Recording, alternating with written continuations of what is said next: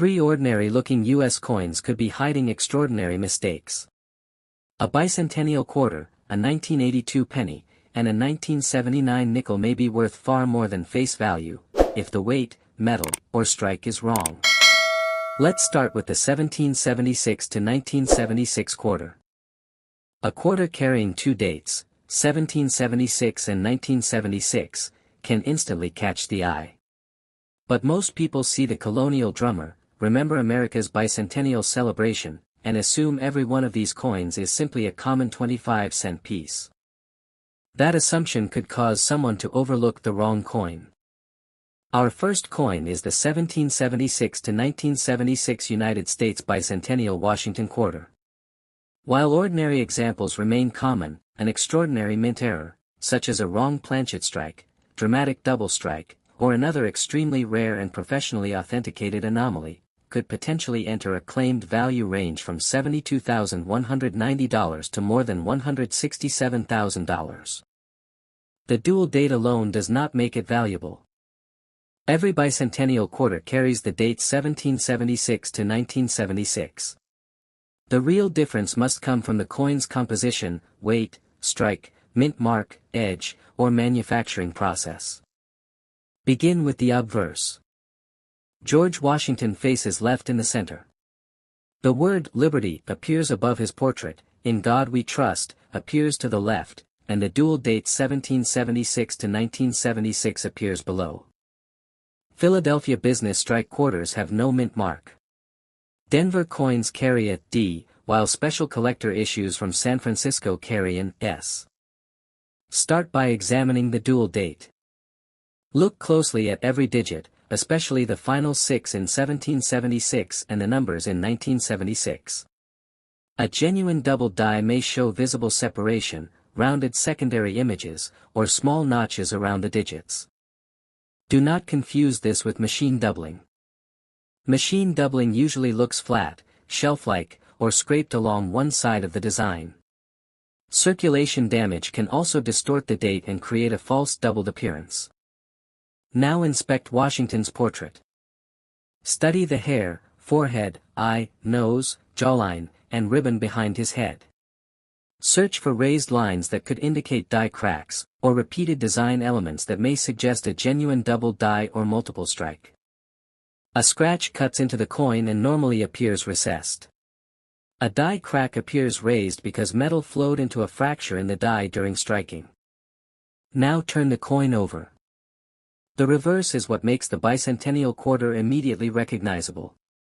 It features a colonial drummer facing left, with a victory torch surrounded by 13 stars. The inscriptions, United States of America, E pluribus unum, and $quarter, complete the design. This reverse was created specifically for the bicentennial celebration. Inspect the drummer's face, hat, hands, drumsticks, jacket, drum lines, torch, stars, and lettering. These detailed areas can reveal doubling, missing design elements, die cracks, struck through material, or unusual weakness. Some coins may show weak details because grease or debris filled part of the die. For example, a letter, star, drumstick, or section of the torch might appear incomplete. This is called a struck-through grease error. Minor weakness is usually not enough to create an enormous value, but a dramatic missing section can attract collector interest. Next, inspect the coin's alignment. A normal quarter should have its design centered within the rim. If part of the portrait or drummer design is missing and a blank crescent of metal appears on one side, the coin may have been struck off-center. Small shifts are generally less desirable. A dramatic off-center strike that still preserves the dual date and enough design to identify the coin is considerably more interesting. Double strikes can be even more spectacular. If the quarter failed to leave the striking chamber after the first impact, it could have received another strike in a different position. This may produce two Washington profiles, repeated dates, overlapping drummers, duplicated stars, or a distorted outer shape. The second impression must show genuine mint pressure and natural metal flow. Damage caused by tools, machinery, or deliberate alteration after the coin left the mint is not the same as a double strike. Now examine the edge. A standard copper nickel-clad bicentennial quarter normally shows a visible copper-colored band between its silvery outer layers. The coin should weigh approximately 5.67 grams. Special 40% silver bicentennial quarters were made at the San Francisco Mint. These pieces generally carry an S mint mark and weigh approximately 5.75 grams. Their edges usually appear more uniformly silver than the copper-striped edge of a normal clad quarter. However, color alone is not enough. Lighting, toning, plating, and environmental damage can change how the edge looks. Always weigh the coin with a digital scale accurate to at least 1/100th of a gram. Weight matters because a major difference may reveal the wrong planchet. Imagine that quarter dies struck a blank intended for a dime, nickel, foreign coin, or another denomination. The finished piece could be too small, too light, too thick, or made from the wrong metal. Part of the design might be missing because the smaller blank could not hold the complete quarter design. A wrong planchet error is one of the most important possibilities behind an exceptionally high valuation. But the weight, diameter, composition, and strike must all support the diagnosis. A slight weight difference can come from wear, dirt, scale error, or surface damage. Never assume that every unusual reading proves a rare error. You should also inspect the coin for clipped planchet errors. A genuine clipped planchet occurs before striking, when the blank is improperly cut from the metal strip. The coin may have a curved section missing and show weakness opposite the clip. A quarter cut with tools after leaving the mint often has rough metal, filing marks, or an unnatural edge. Another possible error is a broad strike. The retaining collar normally controls the coin's diameter and forms the reeded edge. If the collar fails to engage correctly, the metal may spread outward, creating a wider and flatter coin with an abnormal edge. A partial collar error may create a stepped appearance, sometimes described as a railroad rim. Condition also matters. Look for original mint luster, sharp drum details, distinct stars, clean fields, and minimal contact marks. Bicentennial quarters were widely saved, so an ordinary worn example is not automatically scarce. Never polish or clean the coin. Cleaning can remove the original surface, create fine scratches, and destroy much of its collector appeal. Now consider the potential range from $72,190 to more than $167,000. An ordinary bicentennial quarter does not command those prices. Even many minor errors remain far below that level. To approach such extraordinary figures, the coin would likely need to be a unique or nearly unique mint error, possibly struck on the wrong planchet, dramatically double-struck, produced in an unexpected composition, or displaying an exceptional combination of major errors. Professional authentication would be essential. If you discover a suspicious bicentennial quarter, hold it only by the edge. Record its exact weight, measure its diameter, photograph both sides and the entire edge, and place it inside a non-PVC holder. Do not spend it, clean it, or attempt destructive metal tests. Most 1776 to 1976 quarters will remain familiar souvenirs of America's bicentennial. But the right manufacturing mistake could turn an ordinary drummer quarter into a coin that specialists would immediately want to examine. Keep your scale and magnifying glass nearby, because our second coin may hide its valuable clue in a completely different place.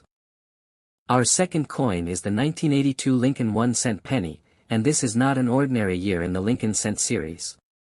In 1982, the United States Mint changed the penny from its heavier copper-based composition to a lighter copper-plated zinc composition. That transition created multiple collectible varieties, and one of the most important tests you can perform requires nothing more. Most 1982 pennies remain common. The date alone does not make the coin valuable. To approach a potential range between $64,000 and more than $150,000, a coin would need an extraordinary feature, such as an extremely rare transitional composition, a wrong planchet strike, a dramatic mint error, or another professionally authenticated anomaly. Begin with the obverse. Abraham Lincoln faces right in the center. The word Liberty appears behind his portrait, In God We Trust, curves above him, and the date 1982 appears in front of his chest. Some coins have no mint mark, meaning they were struck at the Philadelphia Mint. Others carry a D mint mark for Denver. Start by studying the date because 1982 cents were produced with both large date and small date designs. On a large date coin, the numbers generally appear bolder and more dominant. The tops of the 8 and 2 sit differently compared with the small date style, and the final 2 has a stronger, more pronounced curve. On a small date coin, the numbers appear more compact and delicate. The tops of the digits align more evenly, and the 2 has a thinner, more graceful shape. Do not rely only on memory. Place your coin beside clear reference images or compare it with several other 1982 pennies. The difference becomes easier to recognize when both styles are examined together. Now inspect the date for doubling. A genuine double die may show visible separation, rounded secondary images, or small notches around the numbers. Check the letters in Liberty and In God We Trust as well. Machine doubling usually appears flat, shelf-like, or scraped along one side. Damage from circulation can also distort the numbers and create a false doubled appearance. Next, examine Lincoln's portrait. Look closely at his hair, ear, bow tie, coat, eye, and jaw. Raised lines crossing the portrait may indicate die cracks. Repeated design elements could suggest a genuine double die or multiple strike. A scratch normally cuts into the coin. A die crack appears raised because metal entered a fracture in the die during the strike. Now turn the penny over. The reverse features the Lincoln Memorial in the center. The inscriptions include United States of America, E pluribus unum, and 1 cent. Under magnification, you may even see the small statue of Lincoln between the memorial's central columns on a well-struck coin. Examine the columns, roofline, steps, lettering, and the denomination. Look for clear doubling, missing portions of the design, raised die cracks, or areas where material may have blocked the die. A struck-through grease error can make letters, columns, or parts of the memorial appear weak or absent. Minor weakness is usually not extremely valuable, but a dramatic missing section may attract collector attention. Now comes the most important test: weigh the coin. The heavier copper alloy 1982 cent should weigh approximately 3.11 grams. The lighter copper-plated zinc cent should weigh approximately 2.50 grams. This difference is large enough to identify with a basic digital scale.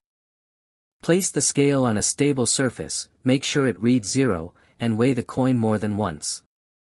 Do not guess the composition from color alone because both types can appear copper-colored. The copper alloy cent is made primarily from copper throughout the coin. The zinc version has a zinc core covered by a thin copper plating. That distinction matters because the mint produced both compositions during 1982. Philadelphia cents were made in several combinations involving copper or zinc and large or small dates. Denver also produced different date and metal combinations. The most famous transitional possibility involves a Denver small date cent struck on a heavier copper composition. A normal 1982 small date penny is expected to be the lighter zinc type. Therefore, a genuine small date Denver coin weighing close to 3.11 grams could deserve immediate professional examination. But identification must be exact. A large date copper coin is not automatically rare. A Philadelphia small date copper coin is also a recognized regular variety. The critical combination involves the mint mark, date style, and weight together. This is why collectors follow a 3-step test. First, locate the mint mark. Second, identify the large date or small date design. Third, weigh the coin accurately. Do not declare a rare transitional error from color or appearance alone. Zinc cents can develop bubbles, dark spots, exposed gray metal, or corrosion when the copper plating is damaged. These surface problems are not evidence that the penny was struck from solid copper. You should also inspect the edge. A normal cent has a plain edge and measures approximately 19 mm in diameter. If the edge reveals gray metal beneath the copper surface, the coin is probably the plated zinc type. However, never scrape or file the edge to expose the metal. Damaging the coin could destroy its collector value. Other major errors are also possible. An off-center strike occurs when the blank is not properly positioned between the dies. Part of the design disappears, leaving an unstruck crescent of metal. A dramatic off-center penny that still shows the date and mint mark is usually more desirable than a minor shift. A double strike can occur when the coin remains in the striking chamber and receives another blow. This may produce two Lincoln portraits, repeated dates, overlapping memorials, or a distorted shape. A wrong-planchet error is another possibility. If Lincoln cent dies struck a blank intended for another denomination or foreign coin, the finished piece could have the wrong weight, diameter, color, or thickness. Part of the design might also be missing because the blank could not hold the complete cent design. Clipped planchets, broad strikes, partial collar errors, and major die breaks may also be collectible when they are authentic. Condition matters too. Look for original red color, sharp details, clean fields, and minimal marks. But never clean the penny. Polishing removes the original surface and leaves permanent scratches. Now consider the potential range from $64,000 to more than $150,000. An ordinary 1982 cent does not command those prices. Even most regular copper and zinc varieties remain worth far less. To approach such figures, the coin would need to be an exceptionally rare transitional error, an extraordinary wrong-planchet strike, or another major and possibly unique mint mistake. Professional authentication would be essential. If you find a suspicious 1982 penny, hold it by the edge, record its exact weight, photograph both sides, identify the date, style and mint mark, and protect it in a non-PVC holder. Do not clean it or perform destructive metal tests. And keep watching, because our third and final coin may hide its valuable secret somewhere completely different. H the 1776 to 1976 quarter. A 5-cent coin can look ordinary, until the wrong metal, weight, or strike pushes its value beyond $210,000. Our third and final coin is the 1979 Jefferson nickel. At first glance, it may look like nothing more than an everyday 5-cent piece, but collectors know that a major mint mistake can completely change the story of a coin. Most 1979 Jefferson nickels are common. The date alone does not make one valuable, and ordinary circulated pieces are not worth thousands of dollars. To approach a potential range from $89,000 to more than $210,000, the coin would need an extraordinary, extremely rare, and professionally authenticated error. Begin with the obverse. Thomas Jefferson faces left in the center. The inscriptions, "In God We Trust," and "Liberty," appear around the portrait, while the date 1979 is placed near Jefferson's shoulder. Philadelphia nickels from 1979 have no mint mark. Denver pieces carry a small D near the date. San Francisco also produced proof nickels carrying an S mint mark for collector sets. Start by studying the date and mint mark under magnification. Look for genuine doubling around the numbers, letters, and mint mark. A true double die can show rounded secondary images, clear separation, or small notches where the original and doubled designs meet. Machine doubling usually looks flat, shelf-like, or scraped along one side. It is common and normally does not carry the same collector interest. Now examine Jefferson's portrait. Look carefully at his hair, eye, nose, mouth, coat, and collar. Raised lines crossing the design may be die cracks. Repeated parts of Jefferson's face could suggest a double die or, in a much more dramatic case, a multiple strike. Remember that a scratch usually cuts into the surface. A die crack appears raised because metal flowed into a fracture in the die during the striking process. Now turn the nickel over. The reverse features Monticello, Jefferson's historic home. The inscriptions include E pluribus unum, Monticello, 5 cents, and United States of America. The most important area for condition is the staircase at the base of Monticello. Collectors use the term full steps for exceptionally well-struck Jefferson nickels that show at least 5 clearly separated steps without major interruptions. Contact marks, weak strikes, or planchet defects can prevent a coin from receiving this designation. A 1979 nickel with sharply defined steps and a very high grade can be more desirable than an ordinary example. However, full steps alone does not explain a valuation of $89,000 to more than $210,000. That level would still require an exceptional rarity or major error. Inspect the columns, roofline, dome, windows, stairs, and lettering. Look for clear doubling, raised die cracks, missing design elements, or areas where foreign material may have interfered with the strike. A struck-through error happens when grease, cloth, wire, or another object comes between the die and the planchet. Part of the design may appear weak, missing, or impressed with an unusual shape. A minor weak letter is usually not highly valuable. A large and dramatic struck-through error can be much more interesting. Next, check whether the coin is properly centered. A normal Jefferson nickel should show the full design surrounded by an even rim. If the blank entered the press incorrectly, part of Jefferson or Monticello could be missing while a blank crescent of metal remains visible. This is called an off-center strike. Small shifts may bring only limited interest. A dramatic off-center nickel that still shows the date and mint mark is usually far more desirable because it can be clearly identified. Another major possibility is a double strike. If the nickel remained inside the striking chamber after the first blow, it could receive another strike in a different position. The result might show 2 Jefferson portraits, repeated dates, overlapping Monticello buildings, or a distorted coin shape. The secondary impression must show natural metal flow and real mint pressure.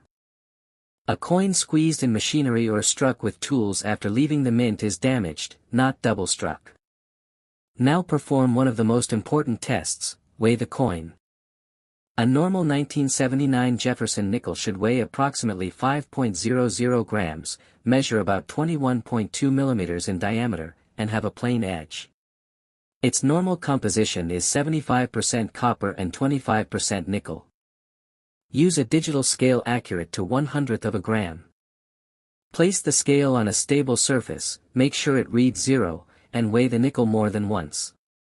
A small variation can result from wear, dirt, or scale inaccuracy. A major difference may indicate something much more important. A nickel struck on the wrong planchet could have the wrong weight, diameter, thickness, or color. For example, if Jefferson nickel dies struck a smaller blank intended for another coin, part of the design might not fit.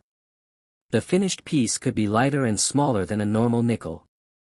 If the blank came from another metal composition, the coin might look unusually copper-colored, silver-colored, or thinner than expected.